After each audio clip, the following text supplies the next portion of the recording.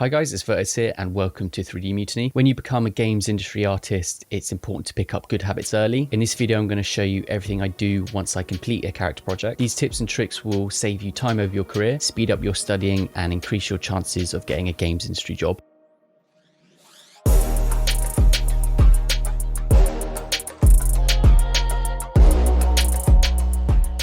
So on a project, the key to getting ahead is starting ahead. So what I like to do is basically pre-make folder structures. So usually when I'm doing a character project, I'll reuse the same sort of folder structure so I can easily access things at a later date. For example, I've got my ZBrush files, any sort of production notes that I've got, I'll also maintain in here, substance files. I'll also have a dump folder. So this is just where I put exports and imports that I know I'm going to delete later. And at the end of the project, I can basically select that and delete it with the understanding that I don't need anything within that folder. So that's really good for your hard disk space. So how that works, I just create a folder and I can copy paste that and rename it to the project file that I'm working on. So at the end of the project, I usually make a separate folder called useful assets. So I can extract things like eyes, maybe some hair cards that I'll use in the future, or in our previous example, some hands or nails and things like that. And that just means we don't have to come scrolling through the ZBrush files, the Substance Painter files for extract. Just try and predict things that you're going to be using in the future. So at the same time, I'll also make almost like a wiki or a library of assets that I use often. So if I finish a project, I'll extract useful bits of assets and put them into a folder structure. Say, for example, here I've got characters, environments, and hard surface. So if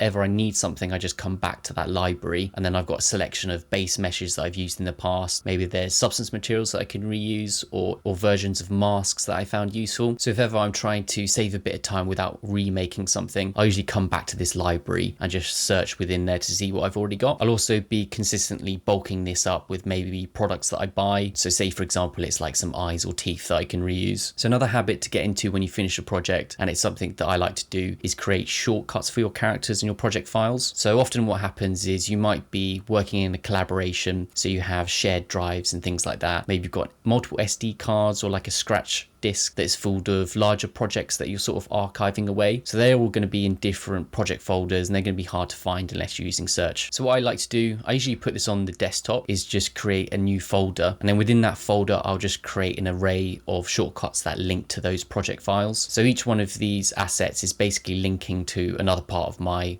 computer. And so if ever I need to access something, say for example, I'm making a lot of videos, I often have to reopen these actively on basically every single one of my projects. I can just come into the project shortcut folder and then open that from here. So that's relatively easy to do. All you have to do is right click on the Explorer, come down to new and new shortcut. You'll then navigate to one of your projects. Up here, you just want to click on the search term or the directory, Control C, and then paste that into the item location. Press next, and then you can rename the shortcut. And so now you've got a list of shortcuts, and when you double click on it, it's just going to take you straight to that directory. So it's actually really useful when you start to have a lot of projects. So when you've been in the industry for a long time, this will start to build up and be really useful. I appreciate you might only have one or two, especially when you're just starting to learn out.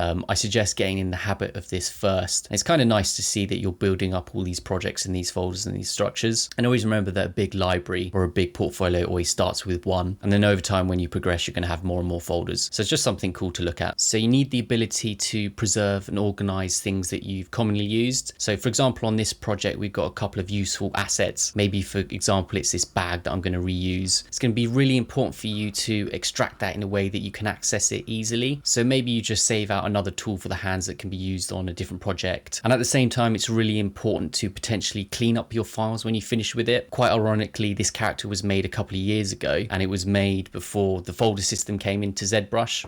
Naming conventions aren't great, and certainly when I loaded it up, it was such a big project that it wasted a lot of time. So if you imagine you're looking for something, and especially on something that's a big file, maybe it's like 4 to 5 gigabytes, every time you go hunting for it, it's going to take ages to load, and you're going to waste a lot of time. So just as you finish, go back over your projects, maybe delete files that are a little bit too big, so that's going to be good for your hard disk space. And let's be honest, when you're going through and working, the naming conventions aren't always going to be perfect. So take the opportunity to just go through and rename it, because future version of yourself is going to appreciate that when you come hunting in the files. Maybe you've got a deadline and you'll be wasting a lot of time opening and searching for assets. So definitely after this video, I'll practice what I preach. I'll basically put these into folder structures, rename them, and just condense the file down so it's easier to open. So next habit to get into is preserving your promotional material. So the promotional material is probably the thing that you're going to use the most. And if you look in my folder structures, I put a 1 in front of it because I'm always coming back to access those.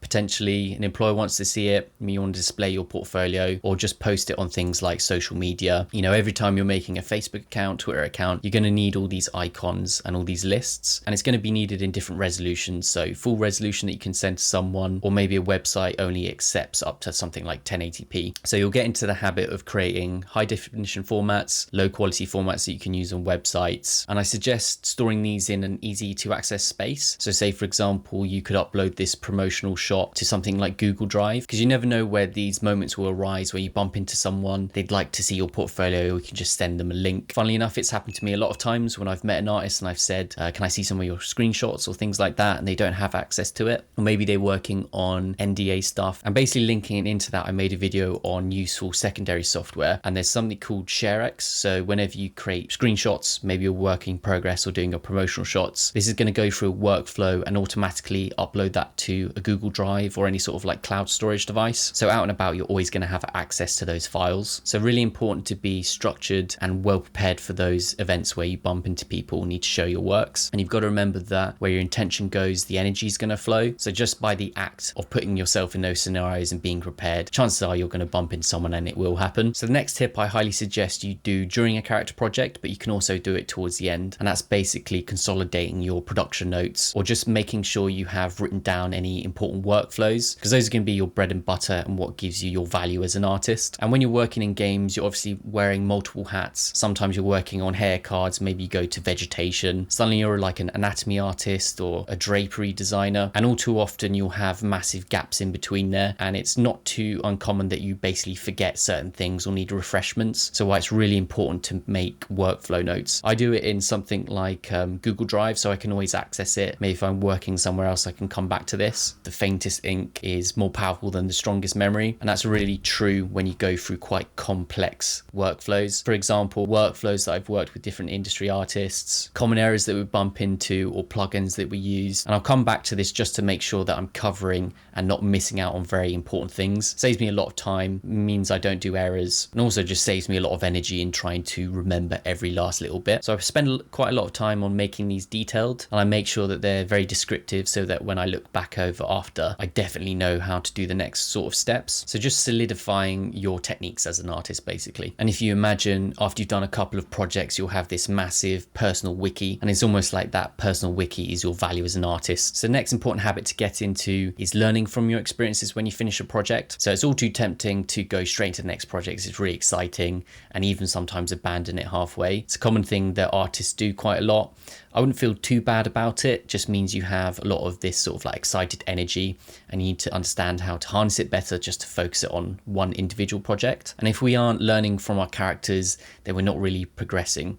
So usually what I like to do, take about 10 or 20 minutes, this is all it takes, and just write down things that went well, things that didn't go well. For example, maybe you spent too much time on sculpting details, or you didn't utilize the use of materials that have come from past projects. And when you write these down, you can take those improvements onto the next character and just basically improve as an artist. And that's one of the most important things you can do. And that's a common aspect that's not reserved just for games. So it's for working on teams. Maybe you can take that into your personal life. And it's not to say that you have to do this to be successful, but if you can formalize that in a certain process, it means that every character you do, you have this list of improvements, a history of how you've progressed as an artist. So a really cool thing to do.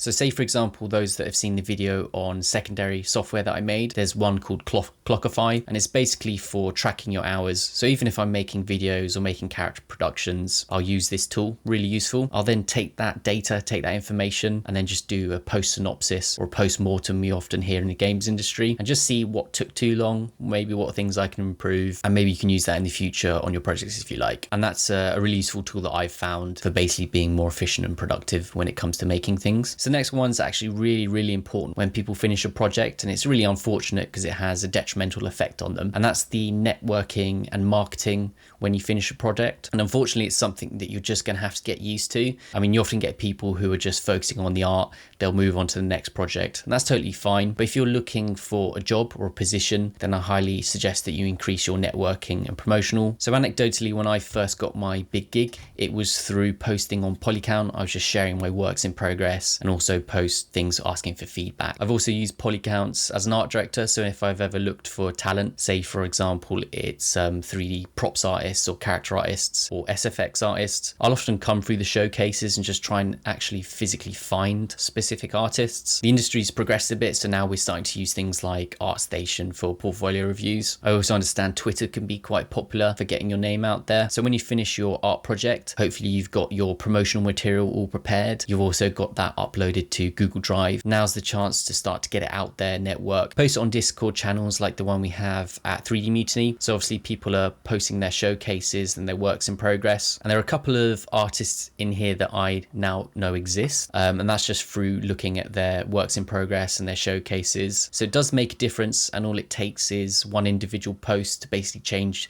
the outcome of your career. You know, I look back in certain scenarios, and if I hadn't posted a certain thing, I wouldn't have got a role or a gig. And just as a side thing, you know, when you finish a project, you really want to relish in that. So share it on Facebook, show your family and friends, get those likes, and sort of get that dopamine response when you finish a project. You definitely deserve it. You work hard for it. So just try and show as many people as you can. The only thing that can come from it is good feedback, good promotion, and good networking. So the final habit when finishing an art project is obviously preparing for the future and moving on to your next one. So with that, you can ideally create a list of goals, everything that you've learned from your past experiences. Maybe you've improved your folder structures. Maybe you found a cool technique for sharing feedback very quickly with the secondary software that we were going through. And as a university lecturer, I've taught loads of people. I can't stress the importance of continual learning and trying to structure that in a way so it just doesn't fall by the wayside, because it can happen easy when you're caught up in the excitements of creating art.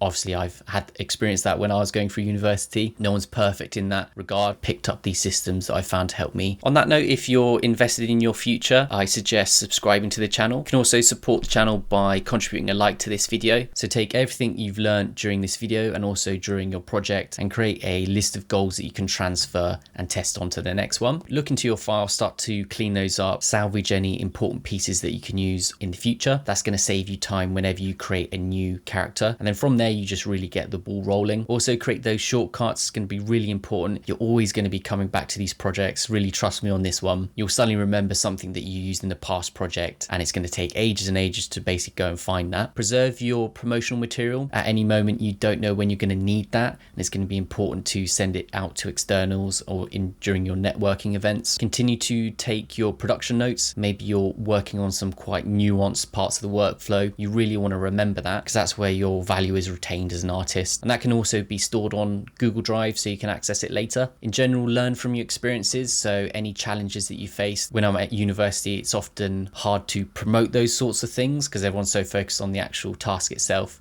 but it's a really good habit to get into. Maybe it's on the second or third character you go through. What worked well, what didn't work well, how can I save time in the future? These are all things that are just increasing your worth as an artist. And then when it comes to network and marketing, don't let those beauty shots and those videos rot on your hard drive. Really go out and share those on Polycount, ArtStation. Find Discord channels like this, share it with your family, friends, get the benefits and all the rewards that came from your hard graft of finishing that project. You definitely deserve it. Everyone does deserve it when they finish a project. So on that subject of preparing for the future, and if you're invested in your games art education, I suggest subscribing to the channel. I'm going to be releasing loads of content, whether it's how to actually make things or suggestions when it comes to the games industry. There's also the 3D Mutiny website where you can receive a welcome package. I'm also going to be releasing loads of detailed information and videos that I wouldn't usually do on YouTube. As I suggested with the networking and promotion, join the 3D Mutiny Discord channel. A couple of artists on here are starting to pop up on my radar, so that's a really cool thing. All those links can be found below. And finally, thanks for watching and enjoy finalizing your character projects. If there's a video that I can suggest, maybe you want to look into breaking into the games art industry, but hopefully over the next couple of more weeks, we're going to release more interesting videos. So cheers, and I'll catch you on the next one.